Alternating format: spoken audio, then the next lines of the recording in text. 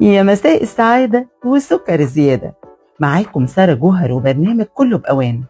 تابعوني على راديو دوجما 3.10 كل يوم خميس الساعة 7. هنتكلم في موضوعات خفيفة ومفيدة هتغير شكل حياتنا ويومنا. ولسه مكملين معاكم عن الطاقة الإيجابية وتأثيرها السحري على حياتنا، وأكثر عبارات محفزة هتدينا القوة وتخلينا نكمل وإحنا أحسن. الحلقة اللي فاتت وصلنا للجملة 17، والجملة 18 بتقول: هناك حقيقة لابد أن تعيها جيدا، إنك ما لم ترضى لن تتمكن من المضي قدما. مفيش حد فينا شبه التاني، ولا حياته شبه حياة التاني، وعمرك ما هتعرف ايه اللي ورا الأبواب. يعني اللي شايف معاه فلوس كتير انت مش عارف هو خسران قد ايه في حياته، واللي شايفها لابسة كويس وبتضحك على طول وتشوفها تقول دي عندها حياة وردية، ايه دي ما عندهاش مشاكل زينا يا ابني. انت مش عارف ايه اللي مستخبي ورا الضحكة والشياكة دي، ولا بتداري ايه علشان تبان قوية وثابتة. الرضا يا جماعة مهم قوي قوي. كل ما هترضى عن نفسك وحياتك وما تبصش في ورقة غيرك، كل ما هتتقدم بخطوات ثابتة وهتحقق كل أهدافك وطموحاتك. أهم حاجة بس إنك تخليك في نفسك، تبص على نفسك، تطورها وتخليها أحسن. لأنك لو بصيت على غيرك خطوتك اللي جاية هتتكعبل في نفسك ومش هتوصل لحاجة أبدا. الجملة 19 بتقول: بالتأكيد يمكنك أن تترك مثابرتك وجهدك الشاق في عملك لفترة من الوقت كي تستعيد حياتك الطبيعية من جديد، لكنك إن فعلت استغل هذه اللحظة جيدا. كتير مننا بيجي عليه وقت بيحس إنه مخنوق ومضغوط، روتين روتين روتين، اللي بنبات فيه بنصحى فيه، مفيش جديد.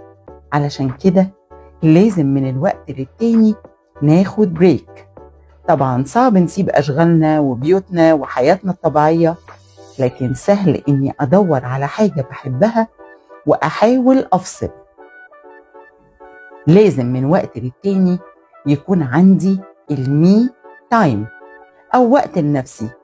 أحاول أخرج شوية، أروح مكان بحبه، أشتري حاجة جديدة ومختلفة لو الإمكانيات تسمح، أكلم أصحابي نخطف بعض كده نسافر يوم، أو حتى نخرج لو محدش فضيلي. يا سلام بقى لو قضيت الوقت ده معايا، أخرجني بقى وفسحني وأكلني حاجة بحبها، أو اديني مكان حلو، أطلع رحلة مع ناس معرفهاش. المهم استغل لحظة المي تايم دي كويس قوي علشان أرجع أدخل في دايرة الحياة تاني بطاقة مختلفة. العبارة 20 بتقول: إذا شغلت منصبا قياديا افتح قلبك وأذنك للجميع وأبشر حينها بالخير الكثير. لما ربنا يسمح لك إنك تاخد مركز حلو وكبير، اوعى تتغر، بالعكس اشتغل بقوة على إن الكل يحبك ويحترمك لشخصك، مش علشان اللي هيستفيد بيه منك. والأحسن من إن الكل يطبل لك لفترة مؤقتة، غنوا كلكم مع بعض بروح واحدة ونفس واحد. اسمع اللي حواليك، اديهم مساحة من التعبير عن رأيهم. دايما حسسهم إنكم في مركب واحد، وكل حد فينا دوره مهم قوي على المركب، ومن غير بعض هنغرق.